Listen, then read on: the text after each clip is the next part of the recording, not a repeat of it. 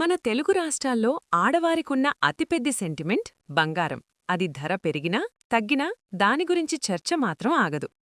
అయితే గత కొన్ని రోజులుగా చుక్కలను తాకిన పసిడి ధరలు ఇప్పుడు ఒక్కసారిగా నేలచూపులు చూస్తున్నాయి.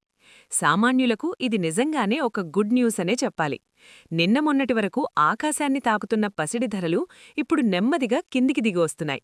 అసలు ఎందుకీ మార్పు? అంతర్జాతీయంగా ఉన్న రాజకీయ అనిశ్చితి, ఉద్రిక్తతలు సద్దుమణగడంతో పసిడి ధరలు శాంతిస్తున్నాయి. బంగారం ధర ఎప్పుడూ మన లోకల్ మార్కెట్ మీద ఆధారపడి ఉండదు. దీని కంట్రోలంతా గ్లోబల్ మార్కెట్ చేతుల్లో ఉంటుంది. రష్యా, ఉక్రెయిన్ మరియు మిడిలీస్ట్ దేశాల మధ్య జరిగిన పరిణామాల వల్ల ఇన్వెస్టర్లు భయపడి బంగారంలో పెట్టుబడులు పెట్టారు. ఎప్పుడైతే డిమాండ్ పెరిగిందో రేట్లు రికార్డు స్థాయిలో దూసుకెళ్లాయి. కాని ఇప్పుడు సీన్ మారుతోంది. రష్యా, అమెరికా మధ్య వాణిజ్యపరంగా సానుకూల పరిస్థితులు ఏర్పడే సూచనలు కనిపిస్తున్నాయి. అగ్రదేశాల మధ్య టెన్షన్స్ తగ్గితే గ్లోబల్ మార్కెట్లో భయం తగ్గుతుంది. ఇన్వెస్టర్లు బంగారాన్ని వదిలి మళ్లీ షేర్ మార్కెట్లు, బాండ్ల వైపు చూస్తారు. అదే ఇప్పుడు జరుగుతోంది. ఈ వాణిజ్య బంధం బలపడితే రాబోయే రోజుల్లో గోల్డ్ రేట్లు మరింత తగ్గచ్చని అంచనాలు వెలువడుతున్నాయి. ఈ ఏడాది ప్రారంభం మీరు గమనించే ఉంటారు. జనవరిలో బంగారం ధర ఊహించని స్థాయిలో పెరిగి ఆల్ టైమ్ హైని తాకింది. ఇక బంగారం కొనలేమా అని సామాన్యుడు భయపడే స్థాయికి వెళ్ళింది. కాని ఫినాన్స్ మరియు బిజినెస్ నిపుణులు మన షోలో ఎప్పుడూ చెప్పే ఒక మాటుంది: ఏదైనా విపరీతంగా పెరిగితే ఖచ్చితంగా ఒక కరెక్షన్ వస్తుంది. అదే జరిగింది. జనవరి చివర్లో గరిష్ట స్థాయిల వద్ద పెద్ద పెద్ద ఇన్వెస్టర్లు, సంస్థలు తమ దగ్గర ఉన్న బంగారాన్ని అమ్మడం మొదలుపెట్టారు. దీన్నే టెక్నికల్ భాషలో ప్రాఫిట్ బుకింగ్ అంటారు. అంటే తక్కువకు కొన్నవారు రేటు పెరిగిన తర్వాత అమ్మి లాభాలు జేబులో వేసుకున్నారు. ఈ ప్రాఫిట్ బుకింగ్ నేపథ్యంలో గత వారం రోజులుగా ధరలు మళ్లీ భారీగా దిగొచ్చాయి. మన ఇండియాలో, ముఖ్యంగా మన తెలుగు రాష్ట్రాల్లో బంగారానికున్న సెంటిమెంట్ వేరు. ఇక్కడ మనం బంగారాన్ని కేవలం పెట్టుబడిలాగా చూడం, ఒక ఎమోషన్లాగా చూస్తాం. పెళ్ళిళ్ళు, శుభకార్యాల సీజన్ వస్తోందంటే చాలు ప్రతి ఇంటా బంగారం కొనాలని ఆలోచన ఉంటుంది. గత నెలలో పెరిగిన ధరల వల్ల ఎవరైతే కొనుగోలు వాయిదా వేసుకున్నారో వారికిది సరైన సమయం కావచ్చు. అయితే ఇక్కడ మీరు గమనించాల్సిన ఒక విషయం ఉంది. ధరలు తగ్గాయి కదా అని ఒకేసారి మొత్తం బడ్జెట్ పెట్టేయడం కంటే మార్కెట్ ట్రెండును గమనిస్తూ కొనుగోలు చేయడం మంచిది అని వ్యాపార నిపుణులు సూచిస్తున్నారు.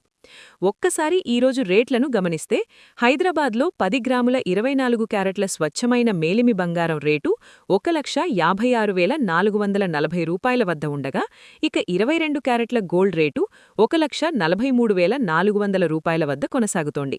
విజయవాడ, విశాఖపట్టణంలో ఇవే రేట్లు ట్రేడవుతున్నాయి. ఇక వెండి ధర గత వారం రోజులుగా పెరగనేలేదు.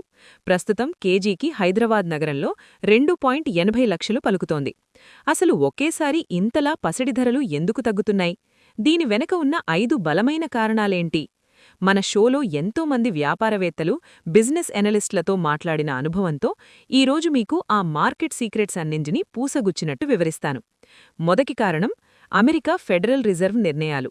మనకు రిజర్వ్ బ్యాంక్ ఆఫ్ ఇండియా ఎలాగో అమెరికాకు ఫెడ్ రిజర్వ్ అలా అన్నమాట. ఎప్పుడైతే అమెరికాలో వడ్డీ రేట్లు పెంచుతారో ఇన్వెస్టర్లందరూ తమ డబ్బును బంగారం నుంచి తీసేసి అమెరికన్ బాండ్లలో పెట్టుబడి పెడతారు. ఎందుకంటే అక్కడ వాళ్లకు ఫిక్స్డ్గా, గ్యారంటీగా వడ్డీ వస్తుంది. దీనివల్ల డాలర్ వాల్యూ పెరుగుతుంది. డాలర్ ఎప్పుడైతే స్ట్రాంగ్ అవుతుందో ఆటోమేటిక్గా గ్లోబల్ మార్కెట్లో బంగారం డిమాండ్ తగ్గిపోయి రేటు పడిపోతుంది. ప్రస్తుతం అమెరికాలో వడ్డీ రేట్లు తగ్గించే ఆలోచనను వాయిదా వేయడం వల్లే గోల్డ్పై ప్రెషర్ పడింది. రెండో కారణం అంతర్జాతీయ రాజకీయాలు. బంగారం అనేది ఒక సేఫ్ హేవెన్. అంటే ప్రపంచంలో యుద్ధాలు, ఆర్థిక సంక్షోభాలు వచ్చినప్పుడు భయపడిపోయిన ఇన్వెస్టర్లు దాక్కునే సురక్షిత స్థానం బంగారం. మొన్నటిదాకా రష్యా, ఉక్రెయిన్, ఇజ్రాయెల్, మిడిలీస్ట్ టెన్షన్స్ వల్ల అందరూ బంగారంలోనే ఇన్వెస్ట్ చేశారు. కాని ఇప్పుడు పరిస్థితి కాస్త కుదుటపడుతోంది. ముఖ్యంగా రష్యా, అమెరికా మధ్య వాణిజ్యపరంగా మళ్లీ సానుకూల వాతావరణం ఏర్పడుతుందనే వార్తలు గ్లోబల్ మార్కెట్కు ఒక రిలీఫ్ ఇచ్చాయి. ప్రపంచ దేశాల మధ్య ఎప్పుడైతే టెన్షన్స్ తగ్గుతాయో అప్పుడు బంగారానికి డిమాండ్ తగ్గి రేట్లు కిందికి వస్తాయి. అదే ఇప్పుడు జరుగుతోంది. మూడో కారణం చూస్తే స్టాక్ మార్కెట్ బుల్ రన్. ప్రపంచవ్యాప్తంగా, అలాగే మన ఇండియాలో కూడా స్టాక్ మార్కెట్లు మంచి జోరుమీదున్నాయి. ఇన్వెస్టర్లకు బంగారం మీద వచ్చే లాభాల కంటే షేర్ మార్కెట్లలో ఎక్కువ రిటర్న్స్ కనిపిస్తున్నాయి. దీనికి తోడు యంగ్ ఇన్వెస్టర్లు బిట్కాయిన్ లాంటి క్రిప్టోకరెన్సీల వైపు కూడా ఆకర్షితులవుతున్నారు. ఒకప్పుడు పెట్టుబడి అంటే ఫస్ట్ ఆప్షన్ బంగారం. కాని ఇప్పుడు ఆప్షన్స్ పెరిగాయి. ఫండ్స్ అన్నీ షేర్ మార్కెట్ల వైపు డైవర్ట్ అవ్వడం కూడా గోల్డ్ డిమాండ్ తగ్గడానికి ఒక ప్రధాన కారణం. నాల్గవ కారణం ప్రాఫిట్ బుకింగ్. ఏ వస్తువు ధర ఎప్పుడూ పైకే వెళ్లదు, ఎక్కడో ఒకచోట బ్రేక్ పడి కిందికి రావాలి. జనవరిలో బంగారం ఆల్ టైమ్ హైకి వెళ్ళింది. అప్పుడు తక్కువ రేటుకు కొనిపెట్టుకున్న పెద్ద పెద్ద ఇన్వెస్ట్మెంట్ సంస్థలు ఇక ఇంతకంటే పెరగకపోవచ్చు, ఇదే కరెక్ట్ టైమని భావించి తమ దగ్గర ఉన్న బంగారాన్ని వందల టన్నుల కొద్దీ అమ్మడం మొదలుపెట్టారు. దీన్నే టెక్నికల్ భాషలో ప్రాఫిట్ బుకింగ్ అంటారు. ఎప్పుడైతే మార్కెట్లోకి సప్లై ఒకేసారి ఎక్కువగా వచ్చిందో ధరలు ఆటోమేటిక్గా క్రాష్ అయ్యాయి. భవిష్యత్తులో కూడా సెంట్రల్ బ్యాంకులు తమ రిజర్వులను అమ్మితే ధరలు మరింత తగ్గే ఛాన్సుంది. ఇవి కారణాలు. మరిప్పుడు సామాన్యుడి మదిలో మెదిలే ప్రశ్న ఒక్కటే, ఇప్పుడు మనం బంగారం కొనొచ్చా? ముందుగా మనం మాట్లాడుకోవాల్సింది మన ఇండ్లలో జరిగే శుభకార్యాల గురించి. మన తెలుగింటి ఆడపడుచులకు బంగారమంటే కేవలం ఒక వస్తువు కాదు, అదొక సెంటిమెంట్. మీ ఇంట్లో మరో 3-4 నెలల్లో పెళ్లి ఉందనుకోండి, లేదా పిల్లల కోసం ఏవైనా నగలు చేయించుకోవాలి అనుకుంటున్నారనుకోండి. అలాంటప్పుడు మార్కెట్ ఎప్పుడు పడుతుందా ఎప్పుడు లేస్తుందా అని వెయిట్ చేయడం కరెక్ట్ కాదు. ఎందుకంటే అంతర్జాతీయ పరిస్థితులు ఎలా మారతాయో ఎవ్వరూ చెప్పలేరు. రేపు ప్రొద్దున సడన్గా రేటు పెరిగితే మీ బడ్జెట్ అంతా తలకిందులవుతుంది. అందుకే ఇక్కడ నిపుణులు ఇచ్చే సలహా ఏంటంటే, మార్కెట్ కాస్త తగ్గుముఖం పట్టిన ఈ సమయంలో మీ అవసరానికి తగ్గట్టు కొనుగోలు చేయడం సేఫ్. అయితే ఇక్కడ కూడా మీరు వాడాల్సిన ఒక స్మార్ట్ ట్రిక్ ఉంది. అదేంటో ఇప్పుడు చెబుతాను. మీలో చాలామందికి మ్యూచువల్ ఫండ్స్లో ఎస్ఐపి గురించి తెలిసే ఉంటుంది. ప్రతి నెలా కొద్ది కొద్దిగా పెట్టుబడి పెట్టడం. అదే పద్ధతిని మనం బంగారం కొనుగోల్లో కూడా అప్లై చేయాలి. ఉదాహరణకు మీరొక 10 తులాల బంగారం కొనాలనుకుంటున్నారు. రేటు కొద్దిగా తగ్గింది కదా అని మీ దగ్గర ఉన్న డబ్బులన్నీ తీసుకెళ్లి ఒకేసారి 10 తులాలు కొనేయకండి. ఒకవేళ రేపు ఇంకా తగ్గితే మీరు బాధపడాల్సి వస్తుంది. కాబట్టి ఆ డబ్బును భాగాలుగా విభజించండి. ఇప్పుడొక 3 తులాలు కొనండి. రేటు ఇంకొంచెం తగ్గితే మరో 3 తులాలు కొనండి. పెరిగినా సరే ఇంకో 2 తులాలు కొనండి. దీనివల్ల ఏమవుతుందంటే, రేట్లు పెరిగినా తగ్గినా మీకొక యావరేజ్ బెస్ట్ ప్రైస్ దొరుకుతుంది, రిస్క్ తగ్గుతుంది. ఒకేసారి బల్క్గా కొనేయకుండా ఇలా కొద్ది కొద్దిగా కొనడమనేది సామాన్యులకు ఒక బ్రహ్మాస్త్రం లాంటిది. ఇక అసలు విషయానికి వద్దాం. చాలామంది యువత నన్ను అడుగుతారు, ఒక 2 నెలల్లో రేటు పెరిగేముంటుందేమో, ఇప్పుడు కొని అప్పుడు అమ్మేస్తే లాభాలు వస్తాయి కదా అని. ఇక్కడ మీరు గుర్తుపెట్టుకోవాల్సిన ఒక విషయం ఉంది.